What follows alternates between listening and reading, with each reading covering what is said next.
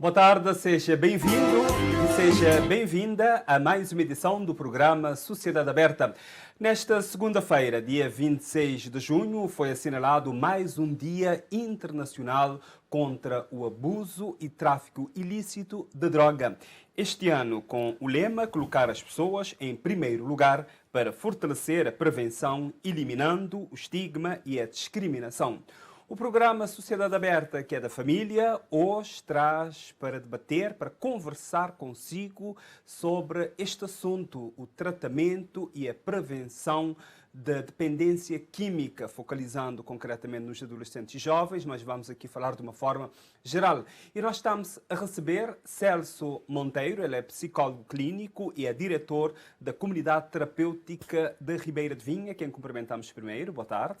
Boa tarde e obrigado pelo convite. Nós é que agradecemos por estar aqui conosco. Também estamos a receber Lucete Miranda, também é psicóloga clínica e vem do CAPS, que é o Centro de Atenção Psicossocial, Álcool e Outras Drogas, aqui de São Vicente. Boa tarde, Lucete. Boa tarde e obrigada pelo convite.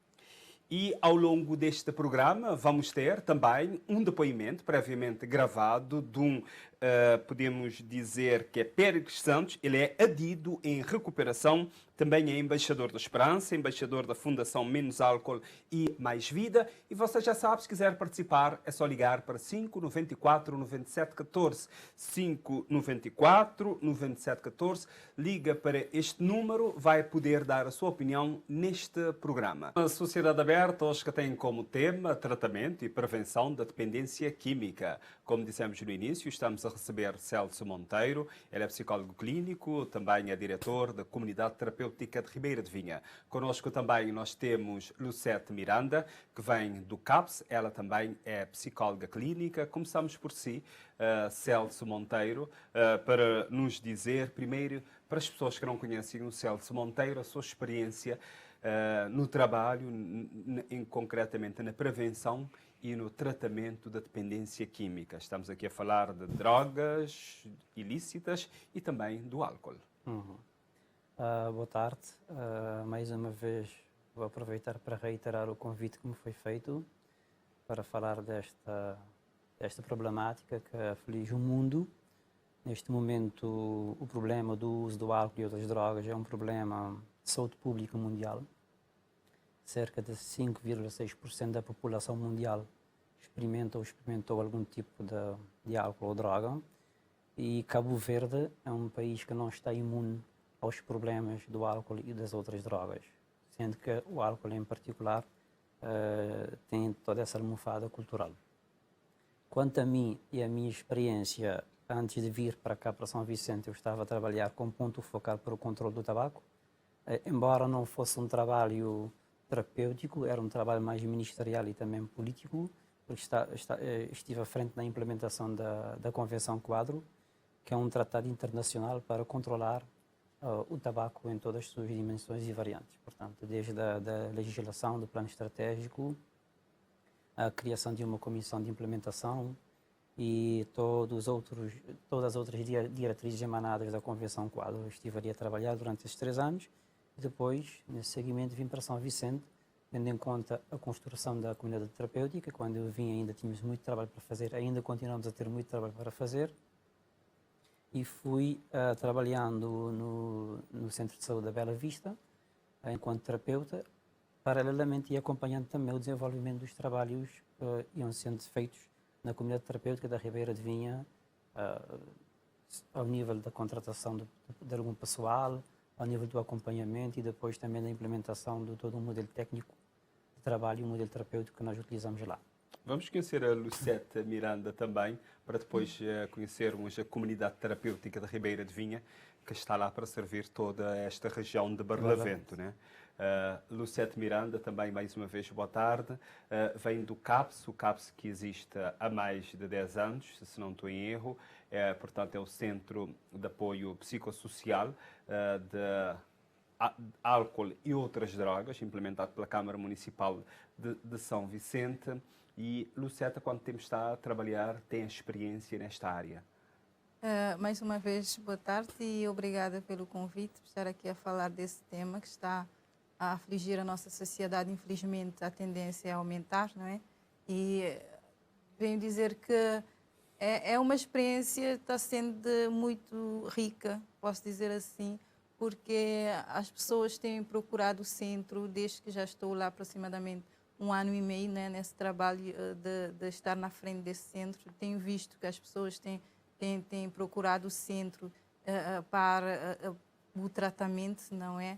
Então é algo que é algo extremamente importante, esse trabalho que está sendo feito lá.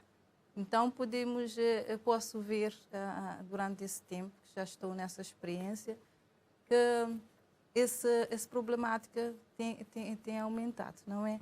Então trabalhar nessa área é gratificante, porque quando vemos as pessoas quando chegam e aquelas que iniciam o tratamento e com o percorrer desse tratamento podemos ver as mudanças, as alterações, a pessoa está a conseguir aderir a tratamento, está tendo as mudanças, então é mesmo gratificante. Uhum. A comunidade terapêutica de Ribeira de Vinha, que foi inaugurada no ano passado, já está a funcionar já há algum tempo, dissemos no início, está para servir a toda esta região de Barlavento. Uhum. Exatamente, essa comunidade já se fazia sentir, a necessidade já se fazia sentir, porque já nós tínhamos a comunidade Granja São Filipe na Ilha de Santiago e praticamente todas as pessoas com dependência química eram para ali encaminhadas. Portanto, as evidências e as necessidades já mostravam que em São Vicente já havia essa necessidade de colocação de uma comunidade terapêutica. Mas temos que enquadrar como é que as coisas vieram até aqui parar. Cabo Verde sempre teve uma preocupação com o fenómeno da dependência química. Desde 1995 criou-se uma lei para o tabaco, por exemplo. Em 1999 criou-se então a CCCD, que era a Comissão de Combate a Drogas, tutelada na altura pelo Ministério da Justiça. E dentro dessa linha de trabalho foi criado o Plano Integrado Nacional, que era para combater e planejar estratégias relacionadas não só com o tráfico, mas também com ações complementares para tratar as pessoas. E em 2005 abriu-se então o primeiro centro de tratamento tutelado pelo Ministério da Justiça ainda, que é a Granja São Filipe, que está a funcionar já há algum tempo comparado connosco, que só começamos em fevereiro, né? 16 de fevereiro, embora tenhamos sido inaugurados em julho do ano passado. E essa comunidade realmente fazia falta porque aproxima as famílias, as pessoas já estão mais perto, as pessoas de São Vicente, e mesmo assim as pessoas que estão ali, as ilhas vizinhas, ficam mais perto da ilha de São Vicente do que da ilha de Santiago. E temos também de levar em conta algumas questões sui generis que têm a ver com a região de Barlavento, algumas pequenas diferenças culturais, e isso vai ajudar também a melhor aproximação e um entendimento melhor do tratamento, embora o modelo seja igual ao modelo da Granja São Filipe, mas temos que aproveitar então dessas pequenas similaridades, não é? Que posso dizer assim, culturais, e isso nos ajuda bastante. Portanto, é uma unidade residencial para receber residentes, seja do sexo feminino, seja do sexo masculino, a partir dos 16 anos. Temos uma capacidade para mais de 30 pessoas. Trabalhamos com um modelo terapêutico, que é o modelo cognitivo-comportamental, que é o modelo Minnesota, mas também que tem um cunho cristão. Portanto, a espiritualidade e o trabalho da espiritualidade é fundamental, porque o próprio modelo Minnesota nasce de uma filosofia cristã, que tem por detrás a crença num poder superior que ajuda o dependente químico a sair daquela vida lamacenta em que se encontra. E também, nesse tripé, focamos ainda a terapia ocupacional, portanto, esses 3 elementos como os essenciais para que consigamos tratar as pessoas que sofrem de dependência química.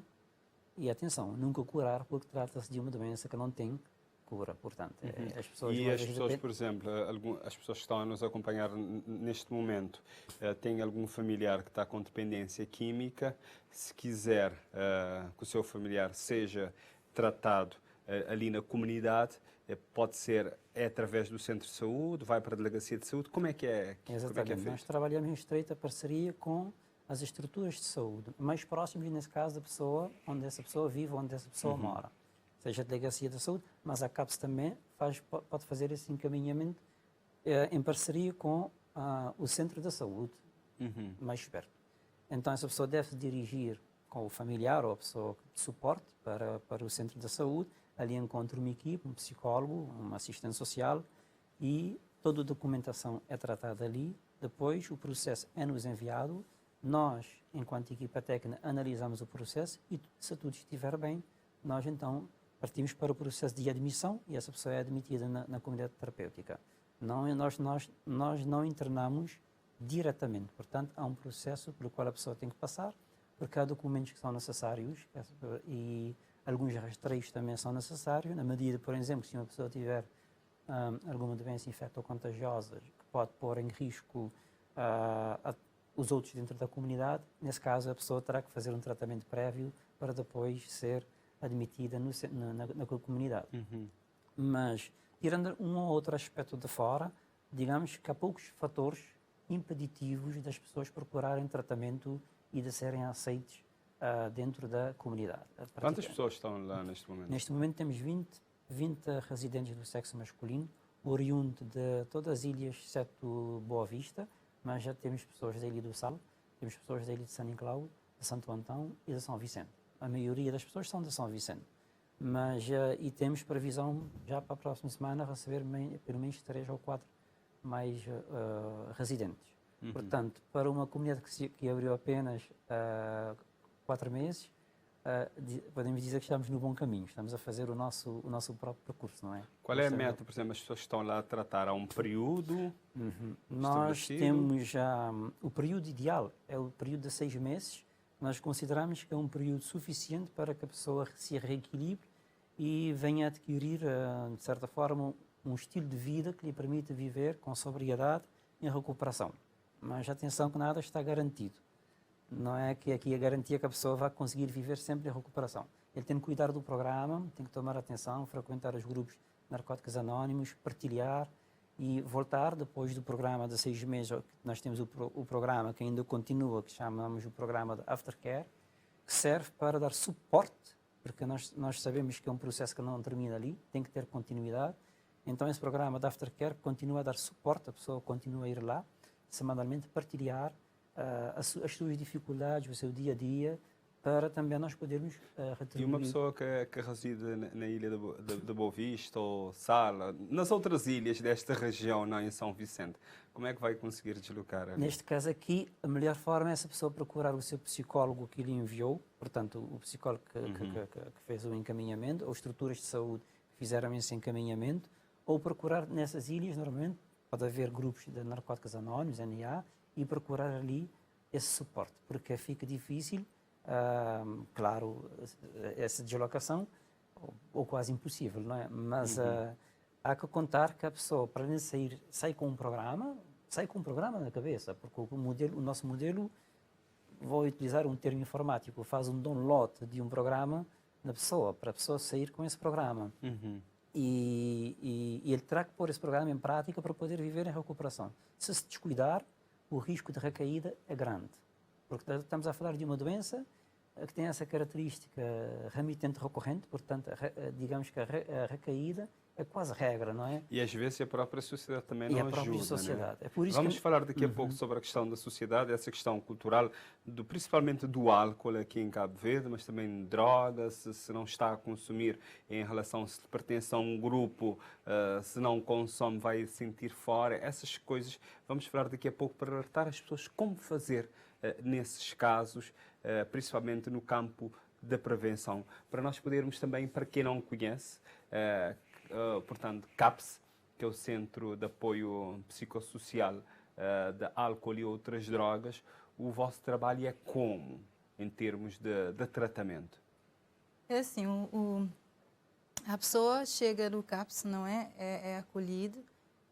A pessoa pode ser um familiar ou por iniciativa própria ou até encaminhado de outras instituições. A pessoa chega no centro e a partir de lá tem uma marcação com o psicólogo, ele começa a ter as sessões, então a partir das sessões o psicólogo vai vendo como é que está a pessoa,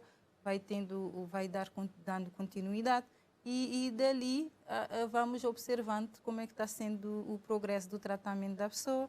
Então, se houver necessidade, fazemos encaminhamento para os centros, né?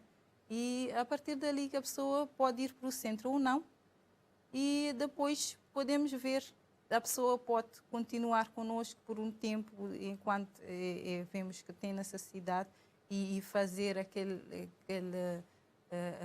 consciencialização. A pessoa tem que ser consciencializada 100%. Mas que ela precisa. Para a pessoa procurar apoio, tem que consciencializar que tem um problema, porque senão consciencializar que tem o problema não vai ter. Não tem tratamento, porque a pessoa tem que chegar lá já consciencializada, né? Pelo menos. E muitas vezes, quando a pessoa chega no tratamento porque é por causa de um familiar, por causa de alguma outra coisa que não é mesmo a própria pessoa, então o processo de tratamento fica difícil. Já tem sempre mais recaídas, tem sempre a probabilidade da pessoa desistir do tratamento, mas quando a pessoa chega consciencializada dela mesma, que quer tratamento, porque ela já chegou a um ponto que vê que precisa mesmo de ajuda para poder parar de usar essa droga que ela está usando. Celso Monteiro, psicólogo clínico, nós também temos experiências de contacto com as pessoas, por exemplo, que estão a consumir drogas e álcool. Álcool também é uma droga. Com certeza. E as pessoas normalmente não aceitam. E tem que procurar ajuda, e as pessoas dizem, não preciso, eu estou lá, consumo até, eu paro a hora que eu quiser. Esta é a expressão que normalmente nós ouvimos isso. Como é que as pessoas podem ganhar esta consciência que precisam de ajuda? Às vezes, essas pessoas ganham essa consciência tarde demais, quando os danos já são de tal maneira e já não há por onde danificar mais suas próprias vidas, estão tão arruinadas. Daí vemos aqui a construção do primeiro passo de Narcóticos Anónimos, de Alcoólicos Anónimos, que é admitir que as suas vidas estavam de tal forma arruinadas que já sozinhos não conseguiriam sair e aí a deposição num poder superior. Mas a questão aqui é que esta doença, a dependência química, seja do álcool ou outras drogas, dependência química, a adição, é uma doença que é caracterizada sobretudo por um aspecto interessante, que é a negação. Ou seja, a doença acaba por criar uma carapaça psicológica na pessoa, que faz com que essa pessoa permaneça no seu reduto de doença, no seu reduto patológico. É como o vírus que tem a carapaça e você não consegue lavar a não ser com sabão, para poder, de certa forma, penetrar nessas células protetoras. Essa doença também cria essa carapaça. Na questão do álcool, nós temos aqui também essa questão cultural, porque o álcool não é visto a não ser quando as pessoas estão numa situação... Vamos falar dessa questão cultural daqui a pouco, porque agora temos um depoimento que vamos acompanhar aqui neste programa, de Péricles Santos. Ele é adido em tratamento.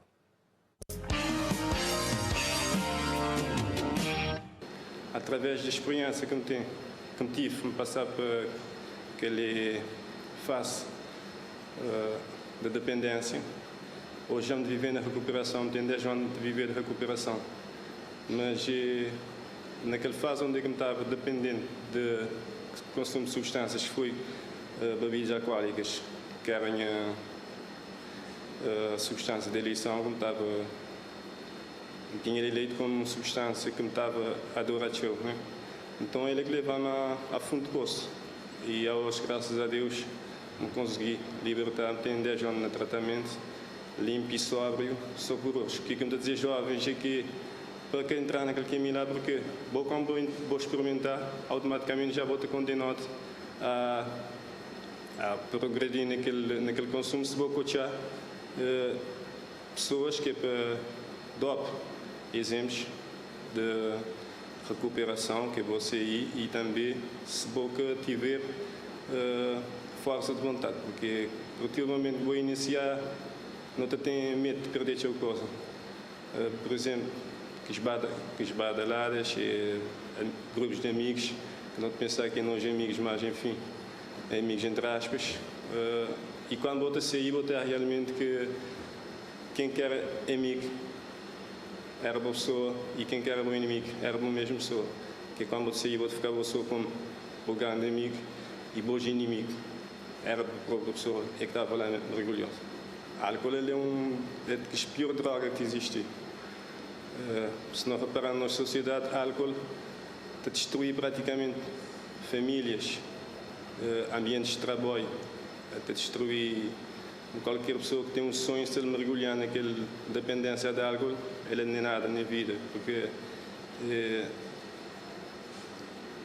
ele é uma substância, para além de que a pessoa está a dizer, é só para descontrair, chamar uma coisa que é para descontrair, ele é uma substância que é vendida legalmente.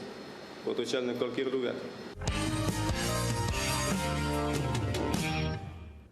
Acompanhamos o depoimento de Pérez Santos, ele é dito em recuperação, que ia partilhar connosco um bocadinho da sua história.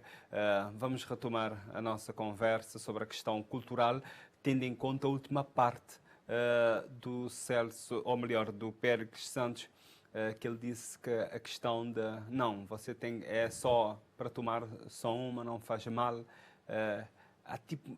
As pessoas começam a instigar as outras pessoas a beberem aqui em Cabo Verde. Desde muito cedo. E se nós formos a ver pela questão da publicidade, como é que está a ser feita, há dias estive a passar numa escola, um Mundo Sossego, onde está escrito menos álcool, mais vida, está lá esse slogan num jardim infantil, mas mesmo muito perto dali você tinha uma loja toda pintada de cerveja Estrela. Quer dizer, para uma criança, quando passa nesta rua, olha para todas aquelas duas cores, todas elas atraentes, isso cria uma certa ambiguidade e uma certa ambivalência. Então, a questão também do exemplo que vem da família, e essa questão da prevenção tem que começar primeiro na família, nos pais, e depois, se calhar, passarmos para a sociedade em geral. Para a criança sair de casa já protegida, para quando ela olhar para esse tipo de estímulo, ela começar a saber distinguir uma coisa da outra. Está a dizer, por exemplo, numa refeição, por exemplo, sentado numa mesa, mãe e pai, evitar consumir bebida alcoólica, mesmo aquelas pessoas dizem, não, vou tomar só uma cerveja, só um copo de vinho, porque ajuda na digestão. As pessoas utilizam esses álibis para justificar o consumo de bebida. As crianças não fazem aquilo que lhes é dito. As crianças fazem aquilo que vêm as outras pessoas a fazer. E avisam fazer aquilo que vêm as outras pessoas a evitar a fazer. E o exemplo vem dos pais. E havia em Cabo Verde ainda há uma tradição e uma cultura de dar, vou dizer essa coisa, de pinguinhos de grog a crianças como remédio e isso tudo. Isto é desaconselhável porque sabemos que é algo que está lá e isso num cérebro jovem provoca danos sérios. No cérebro adulto provoca danos sérios, imagine no cérebro jovem. O que é que nós temos? Todas essas drogas, álcool, que é uma droga lícita, que é legalmente vendida, assim como o tabaco, e as drogas ilícitas, todas elas são igualmente prejudiciais. Não vamos estar aqui, neste momento, numa defesa que uma droga é menos prejudicial do que outra, porque isso não seria politicamente correto, não se faz isso. Todas as drogas são prejudiciais. Porque atacam o sistema nervoso central, atacam, em particular, o córtex cerebral, atacam o hipocampo. São zonas cerebrais que são fundamentais para a tomada de decisões, são zonas cerebrais de funções superiores, de cognições superiores. Pensamento, memória, tomada de decisão, para você saber onde é que você está, quem é você. Então, quando a pessoa fuma droga ou quando ingere bebidas alcoólicas, essas zonas são imediatamente afetadas. Daí como nós temos esses comportamentos um tanto quanto fora do comum e depois nós caminhamos por uma posição de um uso recreativo para um uso crónico, para um uso patológico. Aí então saímos do campo que era do uso recreativo ou desse vinho que você referiu nas refeições, mas depois podemos passar para uma situação, já não é só de vinho nas refeições, mas a pessoa já bebe desenfreadamente e não consegue parar. Uma dessas características de dependência química é a pessoa, quando começar a usar, essa pessoa é incapaz de parar de usar. Não é? Lucélia Miranda, sobre essa questão cultural, também, eu gostaria de ouvir a sua opinião. Como é que nós podemos prevenir o consumo de drogas? É assim, como já sabemos, a nossa sociedade está, de certa forma, envolvida desde muito cedo, não é? Possamos ver os pacientes, por exemplo, a pessoa que chega no centro, a maioria é aquela que já teve contacto muito precoce com o álcool e com outras drogas. O primeiro contacto foi praticamente na adolescência ou antes. A maioria das pessoas que chegam já no nível de dependência tiveram o primeiro contacto com essa droga já na fase da adolescência ou antes. Então podemos ver que está diretamente ligada muito cedo, desde casa, por exemplo, que a nossa cultura já favorece essa problemática, porque já desde criança já vemos vendo nossos pais a usar, então isso fica como uma crença já enraizada, né? Então está a nos dizer, como disse o Dr. Celso Monteiro, que não se deve, por exemplo, consumir dentro de casa, junto das crianças? Sim, claro que não se deve. Em qualquer circunstância? Em qualquer circunstância. Porque está a reforçar esse comportamento. A criança está a entender que isso é normal, é uma coisa que quando ela ficar maior também ela possa fazer. E já tem aquela ansiedade, aquela pressa de ficar grande, por exemplo, 18 anos ou antes, porque vai experimentar álcool, vai fazer o que ele está vendo os pais a fazer. Então é isso que devemos ter bastante cuidado quando estamos vamos usar alguma bebida alcoólica, por exemplo, vigiar, ver se alguma criança está por perto ou se realmente precisamos fazer isso e evitar que as crianças fiquem por perto, não é? E fazer alguma forma discreta, né? Que elas não percebem que podem fazer também, porque já vêm com essa ideia e quando uma criança é bem enraizada, não é fácil de desconstruir. Lembramos que você pode participar, é só ligar para 594 9714. Este número que aparece no seu ecrã não vai ter que gastar nada, dê a sua opinião. Estamos aqui a falar sobre tratamento e também prevenção da dependência química, ou seja, dependência de álcool e de outras drogas. Aproveite, dê a sua opinião e tire dúvidas também sobre este tema que mexe com a nossa sociedade, que mexe com a vida das famílias. O nosso número de telefone é 594 9714. 594 9714, aparece agora no seu ecrã. Dê um toque para este número, a nossa assistente da produção vai entrar em contato consigo e vai poder partilhar a sua opinião. Este ano nós temos um lema diferente em termos de para comemorar, ou podemos dizer, para assinalar a efeméride que foi ontem, Dia Internacional contra as Drogas, que é colocar as pessoas em primeiro lugar para fortalecer a prevenção, eliminando o estigma e a discriminação. Como é que nós podemos fazer isso, Celso Monteiro? Essa data é uma data importante, portanto, criada pela Organização das Nações Unidas, acho, em 1987. E 10 anos depois criou-se então esse escritório das Nações Unidas, que é a ONU-DC, para trabalhar em particular e planejar ações em relação à dependência química e também para combater o tráfico. Neste momento já também incluímos aí o terrorismo, os crimes transnacionais e por aí adiante. Quando nós falamos aqui neste tema, é interessante porque nós queremos olhar para a pessoa como uma pessoa que é portadora de uma doença crónica, então essa pessoa está em primeiro lugar. Essa pessoa não tem culpa de ter essa doença, assim como uma pessoa que tem diabetes, uma pessoa que tem hipertensão, uma pessoa que sofre de uma outra doença crónica. Então, é colocar a pessoa em primeiro lugar, de certa forma, tirando os aspectos da patologia da pessoa. Embora saibamos que estejam lá, mas temos que olhar em primeiro lugar para a pessoa. Isso por quê? Porque a ideia que se passa, e a ideia que existe, que se passa, não que é a realidade, é que as pessoas que sofrem de dependência química, ao contrário das outras pessoas que também sofrem de outras doenças crónicas, são mais estigmatizadas pela sociedade, pela família, por todos, do que as pessoas que sofrem de outras doenças que também são crónicas. Você não vê o tratamento, por exemplo, uma pessoa que vai ao hospital semana sim, semana não, por crises de intoxicação aguda alcoólica, por exemplo. Chega um momento que, às vezes, pelo que eu ouvi dizer, as pessoas vão perdendo a paciência com esse doente, sempre chega lá bêbados, sempre chega lá nesse estado de embriaguez. Mas você não vê isso quando isso acontece com outras pessoas que sofrem de outras doenças igualmente crónicas. Então, o que é que se passa ali é que a volta das pessoas que sofrem da dependência química, o estigma e a capacidade de compreensão dessas pessoas enquanto doentes crónicos é muito maior.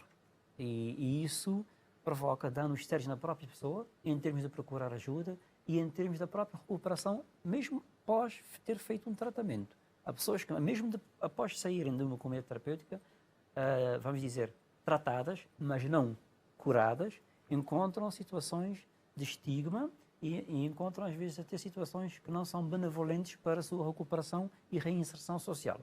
Por isso que é necessário trabalhar para a população na compreensão desse fenómeno, enquanto uma doença que a pessoa não tem culpa, porque é uma doença que continua a progredir, mesmo após parar o consumo. A pessoa, mesmo em abstinência, essa doença continua a progredir, portanto é progressiva, e sabemos que é fatal, porque as pessoas acabam por morrer prematuramente por causa do consumo de substâncias psicoativas. Mesmo na abstinência? Mesmo na abstinência, a doença continua a progredir. Sim, é uma doença que mesmo a pessoa não usando, está estagnada. Mas interiormente, vou dar um exemplo.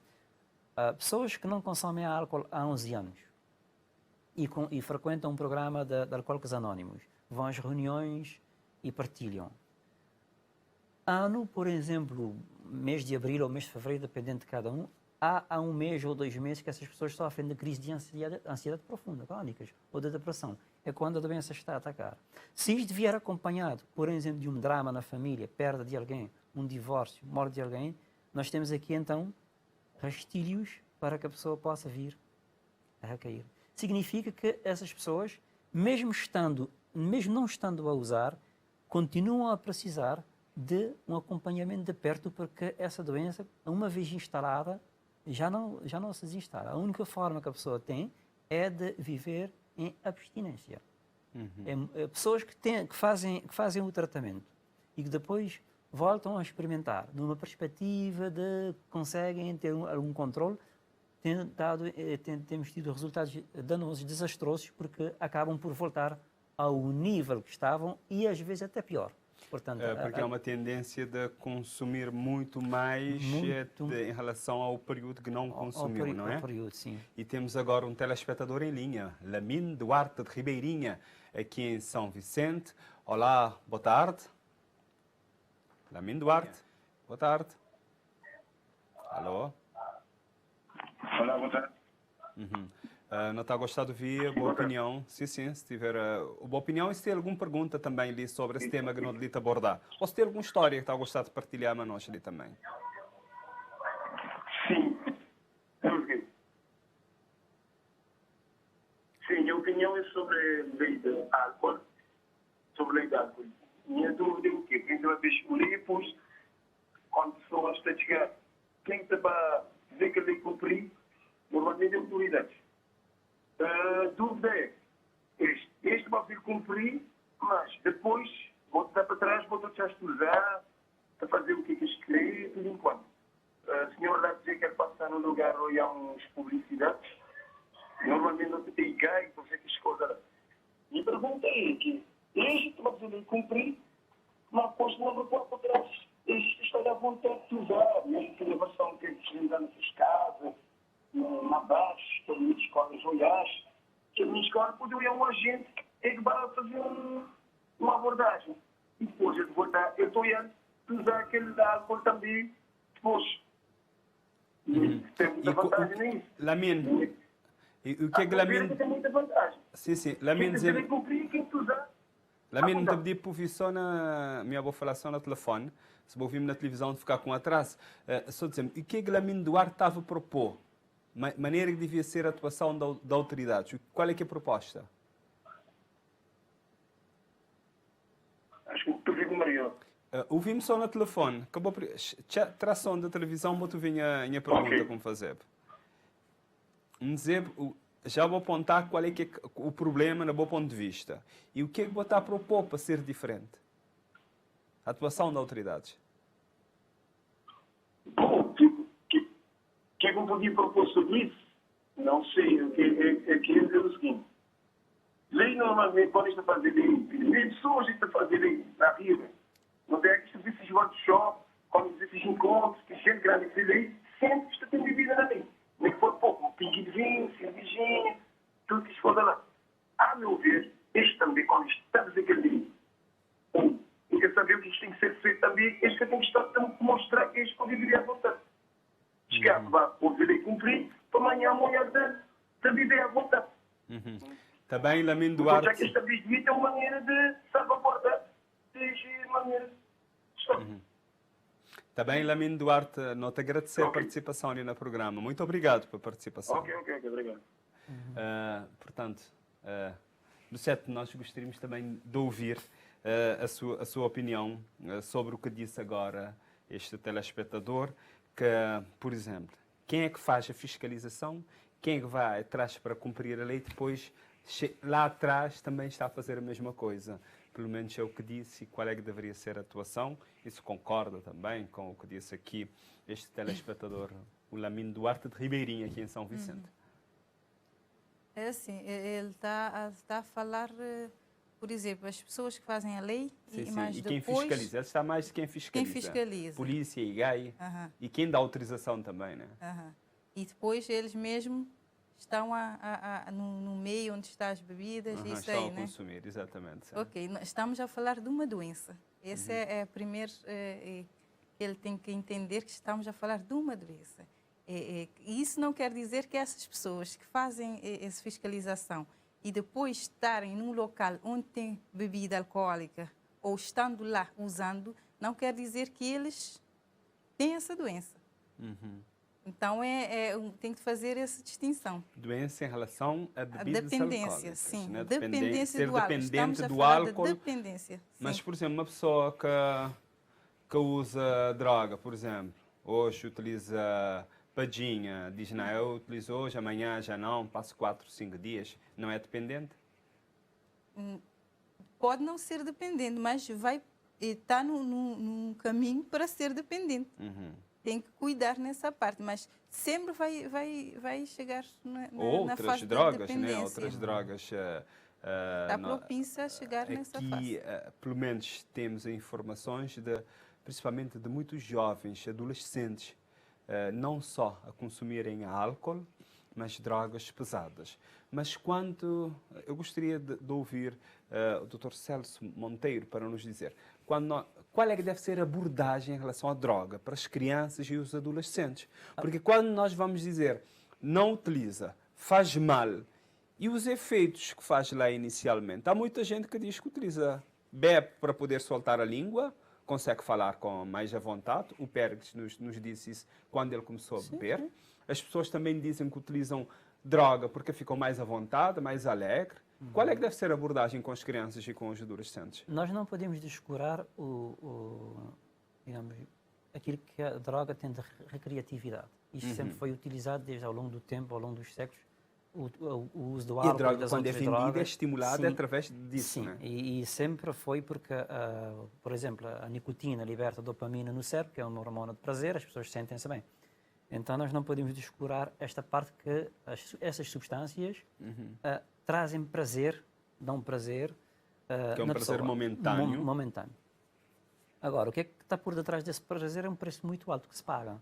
Portanto, porque depois desse prazer, o que é que a pessoa vai fazendo? Vai ganhando aquilo que nós chamamos de tolerância, ou seja, vai a cada dia, em menos espaço de tempo, precisar de mais droga para conseguir obter aquele prazer que antes tinha conseguido. Ou seja, aqui começa a dependência. Começa por todo o processo de dependência e depois com todos os outros efeitos, desde a negligência pessoal e Então está a nos dizer, agora, a melhor opção é não experimentar. Sim, a melhor opção a melhor opção, o conselho é simples.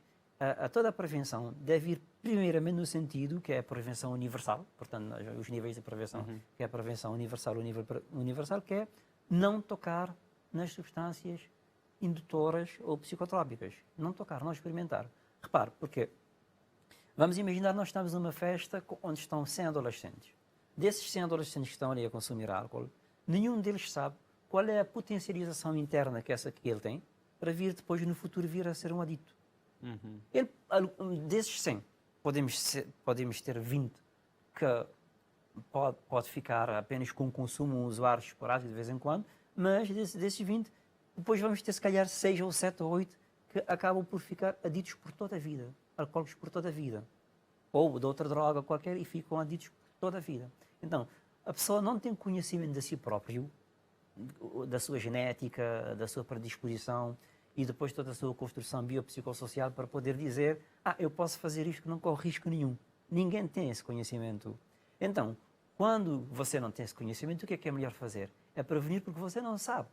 Digamos assim, se é uma bomba relógio que você tem ali dentro e está à espera só do gatilho. Esse gatilho é exatamente tocar nessa substância. Então, como é que as pessoas vão perceber que ali já há uma dependência? Há sinais. Algumas pessoas pedem ajuda quando já estão arruinadas mesmo, quando o Pérez disse que chegou ao fundo do poço, mas há sinais da dependência. Quando a pessoa começa a ter os sintomas da abstinência, por exemplo, sejam eles de nível psicológico, sejam eles de nível físico, muita ansiedade, muita depressão, muita vontade de consumir, uma vontade irresistível, incontrolável de consumir essa substância. Quando essas pessoas, quando não bebem, por exemplo, têm sudorese, têm delírios, aquilo que nós chamamos de olhar blue, e essas pessoas não conseguem passar sem usar essa substância, estamos ali num quadro de dependência, porque essa pessoa só retoma, utilizando outra vez a droga, que retoma um estado de pseudonormalidade, que não é normal, mas é de pseudonormalidade, porque assim é que se repõe o seu nível de satisfação, que está patológico, mas que já alcançou, que é a doença. Eu gostaria, rapidamente, nós temos um telespectador em linha, mas para não perder fio à meada, Lucete, por exemplo, é possível mudar esta cultura? Você chega a casa de alguém e a pessoa pergunta, eu tenho uma cerveja ali bem geladinha, quer a cerveja ou quer tomar um ponche ou um grog, coisa assim? É possível mudar isso fazendo o quê? É possível? Com a cultura, como se diz, não se mexe, não é? Então é sensibilizando as pessoas para ter essa consciência que tem que fazer, mas de uma forma em que não tem que incentivar os outros. Por exemplo, a pessoa usa, mas não tem que incentivar outra pessoa a usar. Por exemplo, se a pessoa não tem... Isso também, rapidamente, sobre essa questão que a pessoa chega em casa e pergunta logo, você quer, eu tenho isso, eu tenho outro, e a pessoa não oferece água. A água poderia ser a melhor bebida para oferecer ou não? Pode. A pessoa tem que saber dizer não. As pessoas têm que aprender a dizer não, independentemente das expressões que lhes são feitas. A questão é essa. Muitas vezes, na adolescência, por exemplo, o início do consumo, muitas vezes é por causa da pressão dos amigos. Esse é um fator que predispõe as pessoas a usar os amigos e falam assim, isto faz bem, estás preocupado, vais ver, vais experimentar. E isso, os adolescentes são vulneráveis a coisas novas e são dados à experimentação das coisas novas. Faz parte do próprio processo de exploração do seu mundo. Só que é um terreno perigoso. E a primeira coisa é dizer não. Depois, outros capítulos da prevenção passam por um bom aconselhamento familiar, ter um seguimento espiritual ou religioso, esse trabalho também é muito, muito bom. Normalmente as pessoas que têm uma espiritualidade desenvolvida a nível da religião constituem um fator de proteção. E, sobretudo, o exemplo dos pais. Conversar abertamente com os pais, conversar abertamente com pessoas que não estão... e a escolha dos amigos também. Os pais devem monitorizar, devem ver com quem anda os filhos, que tipo de amigos é que eles têm, para onde é que vão, o que é que fazem. E esse tipo de atenção deve ser, sobretudo numa determinada fase, deve ser redobrada porque é aquela fase mais sensível e mais vulnerável. Temos que atender essa pessoa que tem em linha, que eu vou pedir para ser muito sucinto mesmo. João Lima, boa tarde. João Lima? Sim, sim. Eu sei que está em linha, já está ali há algum tempo a aguardar, não sei se está a nos ouvir. João Lima? Eu vou pedir à nossa assistente para tentar falar com essa pessoa, porque nós estamos a ouvir o sinal do telefone, mas... Alô, sim, sim. Tem 30 segundos para fazer se tiver perguntas, se tiver alguma intervenção curta, tendo em conta o nosso tempo. Pode avançar, João Lima. Pode estar à vontade, pode falar na crioula. Catito Vinos? Alô? Sim, sim, você pode... tem alguma pergunta para nos convidar? Tem alguma coisa que está a gostar de dizer desse assunto que nós lhe abordar?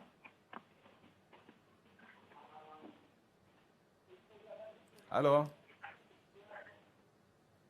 Creio que o telespectador está com alguma dificuldade, pronto, não vamos conseguir avançar mesmo na nossa, nós temos aqui a nossa parte final. Eu tenho aqui outros tópicos que eu gostaria de abordar, mas o tempo não nos ajuda. Vou perguntar a Lucete também, só para a parte final mesmo, como parar de usar droga e como nós podemos, enquanto adultos, consciencializar os jovens, os adolescentes, sobre o não usar drogas também. Sim, essa parte de consciencializar, por exemplo. Para consciencializar uma pessoa, para não fazer uma coisa, temos que incidir lá nas consequências, por exemplo. Ver as consequências do uso, por exemplo, abordar sempre com as crianças, principalmente começar lá na infância, que é muito importante começar a abordar essa parte de ver as consequências que tem o uso da droga, o álcool, por exemplo. E quanto mais cedo, melhor, porque é onde que a criança vai assimilar com mais facilidade. E quando já vem com essa bagagem lá da infância, já quando chega na adolescência, já tem um fator protetor, porque quando já começa as influências para experimentar, para conhecer, ela então já tem uma noção das coisas, porque isso vai ajudá-la a saber dizer não, a ficar na dúvida e para abrir com outra pessoa antes de experimentar. Porque o maior perigo é começar a experimentar sem noção de onde é que isso pode parar, no que é que vai dar, onde vai ser a chegada. Para concluir também as suas considerações rapidamente, Celso Monteiro. Bom, nós vamos ver ao nível da fase em que a pessoa está. Para quem é um usuário esporádico de drogas e álcool, o melhor é reduzir ou parar mesmo e procurar ajuda, mesmo que essa pessoa ache que ainda não tem um problema, mas essa pessoa pode estar a caminhar para um problema. Nós temos vários tipos de consumo de bebida, vinhos aos fins de semana, que a pessoa passa uma semana sem beber, mas depois chega no final de semana e parece que nesse final de semana tem que compensar tudo. Porque, independentemente de tudo, mesmo que seja só o fim de semana, as consequências físicas e os danos que o álcool provoca ou outras drogas vão pedir uma fatura mais tarde. Independentemente disso, vão pedir essa fatura. E essa fatura pode ser uma cirrose no fígado ou uma hepatite ou outra coisa qualquer. Então, nesse nível da prevenção que eu queria dizer, que era a prevenção já indicada e seletiva, aí sim, nós podemos fazer essa intervenção seletiva para as crianças, por exemplo, que estão em risco, por exemplo, que são filhos de pais dependentes ou que têm esse problema, e fazer uma intervenção a esse nível. Mas aí entra a própria comunicação social, a mídia, a internet, os desdobráveis, tudo isso, todo esse material serve como material de prevenção. O programa Vida Sem Droga, o programa Menos Álcool, Mais Vida, são instrumentos, são ferramentas que as pessoas devem ouvir com atenção em casa porque levam uma mensagem muito positiva. E depois, então, nós temos essa intervenção mais para as pessoas que usam drogas, já que, então, entre os grupos de narcóticos anónimos, já vão trabalhar com pessoas que estão em uso ou que estão em recuperação ou que usam de vez em quando, no sentido de reterem esse programa e de pararem mesmo de usar. Porque o objetivo, pelo menos na nossa comunidade terapêutica e no nosso modelo de trabalho, é abstinência total. A recuperação é possível com abstinência total. Zero álcool, zero drogas. E para aqueles que ainda não começaram, para não começarem, para não experimentarem, porque, como eu tinha dito no princípio, você não sabe quem você é relativamente a essa determinada substância, você não sabe como é que o seu organismo, o seu cérebro, o seu ser vai reagir. Muito provavelmente você virá a ser um adicto e virá a sofrer de uma doença crónica e fatal em muitos casos. Agradeço aqui a Lucete Miranda, muito obrigado por estar aqui conosco, também Celso Monteiro. E hoje aqui neste programa nós falamos sobre tratamento e prevenção da dependência química. Estamos aqui a falar de droga, de álcool, que é uma droga, e também das outras drogas ilícitas. Voltaremos a estar juntos agora na próxima terça-feira. Vamos abrir o nosso leque de programa especial para este verão. Pontualmente vamos dar uma atenção muito, muito especial às associações em que as suas ações têm impacto na vida das famílias. Até a próxima semana.